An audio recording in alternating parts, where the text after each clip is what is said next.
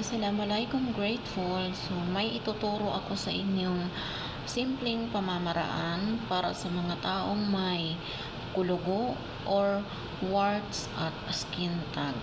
So, itong ituturo ko sa inyo ay napakasimple lang at saka makikita nyo yung development niya for 24 hours.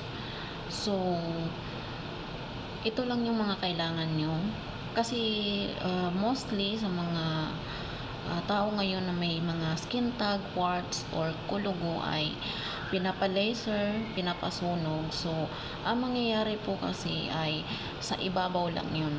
So, yung iba naman ay ginugupit or ginaganon na lang siya ng ganun para matanggal yung sa ibabaw kasi lumalaki siya. Pero ang nangyayari ay mas lalo siyang lumalaki. Kasi nga po, natatanggal nga yung sa ibabaw pero yung ugat sa ilalim ay hindi naman natatanggal. So, ito lang yung paraan na gagawin nyo. Kung meron kayo, bibili kayo or meron kayong iodine, tapos bawang.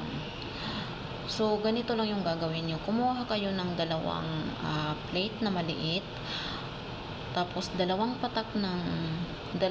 drops ng iodine, dalawang cloves ng garlic or bawang. Dikdikin nyo lang po at make sure na malinis yung gamit nyo pandikdik ng bawang. Tapos pagka nadikdik nyo na yung bawang, okay na siya, pinong-pino na, hugasan nyo yung parts ng kulugo, or mas maganda na linisin nyo ng alcohol. Gamit ang alcohol at saka malinis na cotton. So, after nyo malinis, kumuha kayo ng yung dalawang cloves ng bawang at saka yung dalawang drops ng iodine, i-mix nyo po muna. At saka pagka-mix nyo, maglagay kayo doon sa kulugo.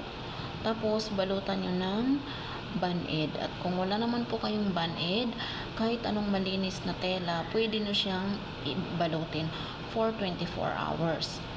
Then, yung mga natitirang mix, yung bawang saka iodine, pwede niyo po siya ilagay sa ref. At saka, pagkaligo nyo, syempre tatanggalin nyo. Maglagay ulit kayo ng mix na yun for 24 hours. Gagawin nyo siya ay 2 times a day. Sa umaga at saka sa gabi. So, palitan nyo lang every 12 hours. Basta make sure lang po na malinis. At saka makikita niyo yung improvement.